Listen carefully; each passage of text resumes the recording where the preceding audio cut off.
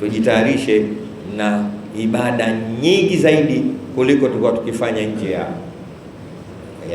Ramadhani. Masala ya kula ni kitu tena, ukitizama Ramadhani imekuja kuondosha hiyo kula, kwa sababu kula unapo ndio sababu ya nini? Ya magonjwa na maradhi na uvivu. Maamala abnu adama wi'aha shar min batnihi, Mtume sallallahu alaihi wasallam anasema hajazi mwanadamu chombo cha tabu sana cha shari cha ovyo kuliko kujaza tumbo lake. Mwingine akasema sumu tasihu, fungeni mpate afya. Maana kiacheni kula mpate afya.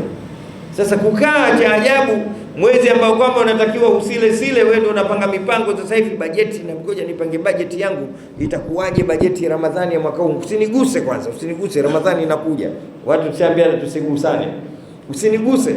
Unajipangia wewe sukari zako, unga ngano wako, sijui vikombe vingapi, mikeka ya kufuturia.